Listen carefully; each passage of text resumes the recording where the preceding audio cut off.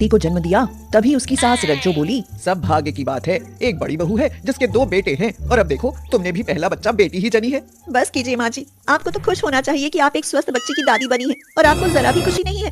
अगर बेटियां ही नहीं होंगी तो बेटे कहाँ से आएंगे। रज्जो हमेशा रोशनी को इसी तरह के ताने कसा करती थी, लेकिन अब रोशनी ने भी सोच लिया कि सास है तो क्या हुआ, अब मैं इनकी और नहीं सुनूंगी। रोशनी का पति बिजली घर में काम करता था। एक दिन काम करते हुए उसे बिजली ने पकड़ लिया और वहीं उसकी मौत हो गई। हे भगवान, ये तूने क्या किया? मेरा बेटा चला गया। मेरा तो बुढ़ापा है, बड़े बहू और बेटे के साथ काट लूंगी, मगर रोशनी अब अपनी बेटी को लेकर कहाँ जाएगी? भली जवानी में इसे बेवा बना दिया। जाने कौन घड़ी में बेटी के पैर पड़े कि पिता का साया ही सिर से उठ गया। माँ जी, जो होना था सो हुआ, लेकिन इस तरह की बातें करने की जरूरत नहीं है। बिजली का पकड़ना यह एक दुर्घटना थी, लेकिन इसका जिम्मेदार मेरी बेटी कैसे हो सकती है? और मैं कहाँ जाऊंगी? यही रहूंगी अपनी बेटी के साथ अपने घर में। रज्जो रोते हुए अपनी छाती पीटने लगी। कई दिन बीत गए। रोशनी अपने पति को याद करके रोने लगी और अपनी बेटी निहारिका से बोली, तुम चिंता मत करना मेरी बच्ची, कोई कुछ भी कहे लेकिन तुम्हें कभी कोई तकलीफ नहीं होने दूंगी। तुम्हें पढ़ा लिखा कर बेटे से बेहतर बनाऊंगी। अरे कोई देखो इसे, मेरा तो जवान बेटा चला गया और ये अपनी बेटी को मेरे पोतों से ज्यादा पढ़ाने लिखाने के सपने देख रही है। इसके मनहूस कदमों ने ही मेरे बेटे की जान ले ली। माँ जी, अगर ये मनहूस है तो मैं इसे यहाँ से लेकर चली जाती हूँ। धमकी किसे देती हो? जहाँ कल जाना हो अभी चली जाओ। जहाँ बेटा गया मेरा सब चला गया। रोशनी इतना सब कैसे बर्दाश्त करती? वह निहारिका को गोद में लेकर घर से चली गई। वह घर से बाहर तो आ गई, लेकिन अब कहाँ जाएगी ये सोचकर वह घबराने लगी। मायके जाती तो पिता की इज्जत खराब होती और चिंताएं बढ़ती सो अलग। ये सोचकर वह एक अनजान रास्ते पर चलने लगी। तभी वह एक लड़की से टकराई। माधुरी, तुम? हाँ मैं, लेकिन रोशनी, ये सफेद साड़ी, गोद में बच्चा और इस समय तपती दोपहरी में कहाँ जा रही हो? रोशनी रोने लगी और रोते हुए उसे सारी बातें बताईं। रोशनी, हम इतना आगे पहुंचकर आज भी समाज की मानसिकता को नहीं बदल पाए। लोग आज भी बेटियों को बोझ समझते हैं, लेकिन तू चिंता मत कर, अभी मेरे साथ चल, फिर दोनों मिलकर कुछ सोचते हैं। रोशनी माधुरी के साथ उसके घर चली गई। वह उसकी बचपन की सहेली थी, लेकिन शादी के बाद कभी मिलना नहीं हुआ और आज हुआ भी तो इस तरह। रोशनी, तुझे अपनी जीविका चलाने के लिए कुछ काम करना होगा। आखिर इस तरह बच्ची को लेकर कहाँ भटकेगी? काम? मुझे तो कुछ आता भी नहीं है माधुरी, और मैं काम करूंगी तो मेरी ससुराल वालों को पता चला तो वो क्या कहेंगे? तू भूल गई शायद। तुझे याद है जब तू अपने स्कूल के टिफिन में चने की चाट बनाकर लाती थी तो हम सब लोग उसे खाने के लिए कैसे लड़ते थे? तू वही काम क्यों नहीं शुरू करती? और लोग क्या कहेंगे ये सब छोड़। जब तेरी और तेरी बच्ची की किसी को परवाह नहीं तो तू क्यों किसी के बारे में सोचती है? कहती तो तू ठीक है, चना चाट मसाला, हाँ उसकी तारीफ तो भरत के दोस्त भी बहुत करते थे। जब भी घर आते थे तो चाट स्पेशल कहकर बनवाते थे। तो फिर देर किस बात की? लेकिन मेरे पास पैसे नहीं है माधुरी। तुझे बताया तो है कि मैं घर से ऐसे ही गुस्से में आ गई।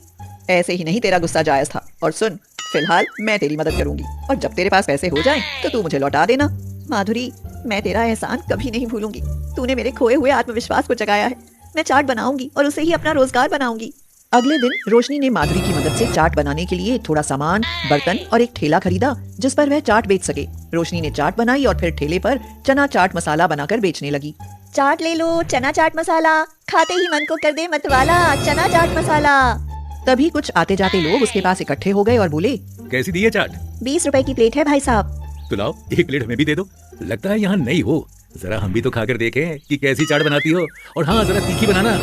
रोशनी ने झटपट चाट बनाकर उन्हें दे दी।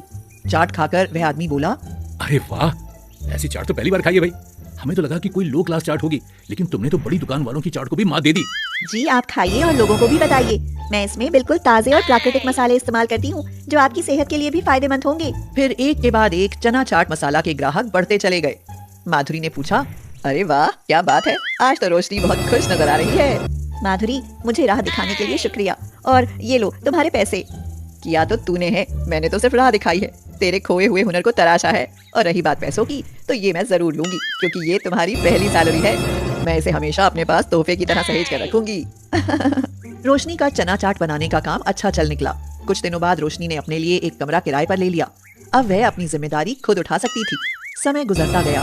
निहारिका का दाखिला एक अच्छे स्कूल में हो गया। अब रोशनी के पास काफी समय था। उसने अब ठेले को एक दुकान में बदल लिया और मदद के लिए कुछ लड़के भी रख लिए। साल दर साल यूं ही गुजर गए। रोशनी की ससुराल से उसकी किसी ने कभी खोज खबर नहीं ली। आज निहारिका डॉक्टरी की पढ़ाई करके रशिया जा रही है। अशोक, देखना बाहर कौन है। मालकिन, एक बुढ़िया है, भीख मांग रही है। अरे उन्हें अंदर बुला और पेट भर कर खाना खिला। बड़े बुजुर्गों पर दया करनी चाहिए। वह बुजुर्ग महिला अंदर आई तो रोशनी को देखकर दंग रह गई। वह बुढ़िया और कोई नहीं, रोशनी की सास रज्जो थी। माँ जी, आप ये क्या हालत बना रखी है आपने? और भीख मांगने की नौबत कैसे आ गई? यह सब मेरे कर्मों का फल है बहू। बेटे चाहिए थे ना मुझे, इसलिए 2 पोते और 1 बेटा होने के बाद भी मुझे ये दिन देखने पड़ रहे हैं। मुझे कोई खाने को नहीं देता और 1 महीने पहले घर से ही निकाल दिया। अब भीख मांग कर पेट भर लेती हूँ। लेकिन तुम यहाँ कैसे? क्या ये तुम्हारा होटल है? हाँ माँ जी, ये मेरा ही होटल है, मेरी मेहनत का फल। इसके लिए मैंने बहुत मेहनत की है। निहारिका, बाहर आओ।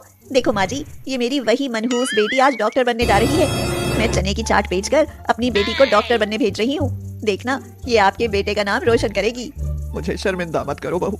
तुमने चाट बेचकर बेटी को डॉक्टर बना लिया और उसने अपनी नौकरी होते हुए भी अपने बेटों को किसी लायक नहीं बनाया। मुझे तुम पर गर्व है। अब आपको भीख मांगने की जरूरत नहीं, आप मेरे साथ रहिए। कुछ सालों बाद माँ, आप एक डॉक्टर की माँ हो, अब आपको चना चाट बेचने की जरूरत नहीं है। बेटी, तुम शायद ये भूल गई कि एक चना चाट वाली ने ही तुम्हें डॉक्टर बनाया है। इसलिए मेरा काम मेरी पहचान है और तुम अपनी पहचान अपने काम से बनाओ। सॉरी माँ, मुझे भी एक चना चाट वाली की बेटी होने पर गर्व है। अब मैं ऐसा कभी नहीं कहूँगी। रोशनी ने